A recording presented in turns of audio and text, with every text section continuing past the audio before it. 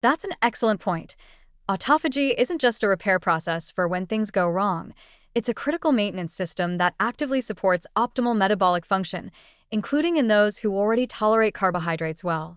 In individuals with high carb tolerance, whether through genetic factors, active lifestyles, or efficient mitochondrial function, autophagy works behind the scenes to preserve that metabolic flexibility by ensuring insulin signaling remains sharp and mitochondria stay primed for glucose oxidation. One key mechanism is the autophagic recycling of insulin receptors on cell membranes.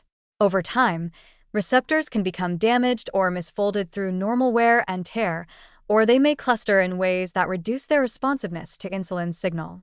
Autophagy identifies and clears these faulty receptors, allowing new, functional ones to be inserted into the cell surface. This turnover is essential for maintaining high insulin sensitivity, especially in tissues like skeletal muscle and adipose tissue, which together account for the majority of postprandial glucose uptake. Without regular receptor recycling, even someone genetically predisposed to good carb tolerance could drift toward insulin resistance as signaling becomes inefficient. Meanwhile, mitochondria, the powerhouses that burn glucose to make ADP, also rely heavily on autophagy to sustain performance. By selectively removing dysfunctional mitochondria through mitophagy, cells ensure that only the most efficient, low RS-producing mitochondria remain. This minimizes oxidative stress, which can otherwise disrupt insulin signaling pathways by activating inflammatory cascades that blunt insulin's action. Efficient mitochondrial glucose metabolism also reduces the buildup of glycolytic intermediates that, in excess, can trigger pathways leading to insulin resistance. For people who metabolize carbs well, robust autophagy effectively prevents the gradual decline into metabolic inflexibility, a process that often begins subtly with mitochondrial inefficiency, progresses to mild insulin resistance, and can eventually culminate in full-blown metabolic disease if left unchecked.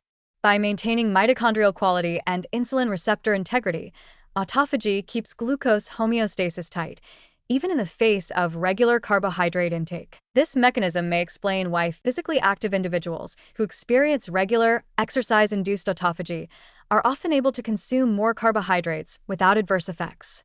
Exercise triggers bursts of autophagy in muscle and liver, clearing damaged cellular machinery and restoring insulin sensitivity, which complements the demands of a carb-fueled metabolism. It's a dynamic balance.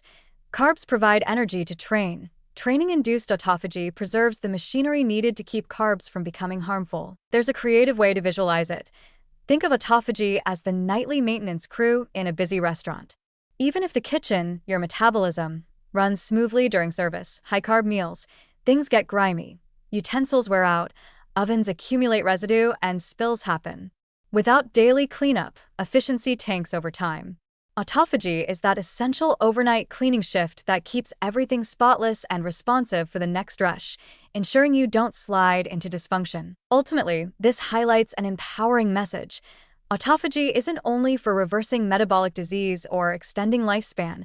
It's an everyday, proactive ally for maintaining carb tolerance, sustaining insulin sensitivity, and keeping energy pathways flexible. It's the unsung hero behind why some people can thrive on higher carb diets without metabolic fallout, and a powerful reason to support autophagy through regular movement, nutrient timing, quality sleep, and balanced nutrition.